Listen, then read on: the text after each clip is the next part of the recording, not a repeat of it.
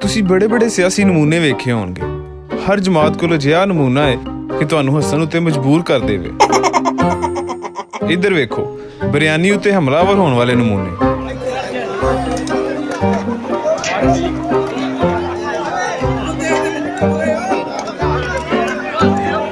ਤੇ ਉਧਰ ਵੇਖੋ, ਨੱਚ ਗਾ ਕੇ ਇਨਕਲਾਬ ਲਿਆਉਣ ਵਾਲੇ ਬਰਗਰ ਨਮੂਨੇ।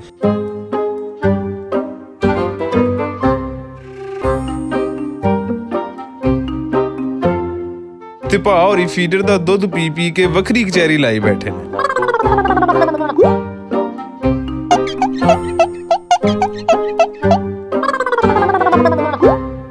ਤੁਸੀਂ ਬੜੇ ਨਮੂਨੇ ਵੇਖੇ ਹੋਣਗੇ, ਪਰ ਇਹਨਾਂ ਹਜ਼ਰਤ ਹੋਰਾਂ ਨੂੰ ਵੇਖੋ ਜਿਹੜੇ ਕਰੇਨ ਉੱਤੇ ਝੂੰਟੇ ਲੈਂਦੇ ਮੌਲਵੀ ਫਜ਼ਲੁਰ ਰਹਿਮਾਨ ਹੋਰਾਂ ਦੀ ਅਜ਼ਮਤ ਦਾ ਝੰਡਾ ਉੱਚਾ ਕਰ ਰਹੇ ਨੇ। ਨਾਲ ਨਾਲ ਇਹ ਵੀ ਡਰੇ ਕਿ ਕਿਧਰੇ ਥੱਲੇ ਡੇਕ ਕੇ ਚੂਕਣਾ ਹੀ ਨਾ ਤੜਵਾ ਬੈਣ।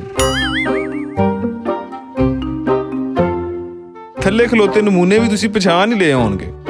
ਕੁਝ ਦਿਨ ਪਹਿਲਾਂ ਵੱਡੇ ਮੌਲਵੀ ਹੋਰਾਂ ਨੂੰ ਸਲਾਮੀ ਦਿੰਦੇ ਭੋਏ ਉੱਤੇ ਘੱਟਾ ਮਿੱਟੀ ਉਡਾ ਰਹੇ ਸਨ ਤੇ ਕਦੀ ਪੁੱਠੀਆਂ ਸਿੱਧੀਆਂ ਉਲਟਬਾਜ਼ੀਆਂ ਲਾ ਕੇ ਸਾਬਤ ਕਰਨਾ ਚਾਹ ਰਹੇ ਸਨ ਕਿ ਉਹਨਾਂ ਹਕੂਮਤ ਦਾ ਮੱਕੂ ਠੱਪ ਕੇ ਹੀ ਰਹਿਣਾ ਹੈ।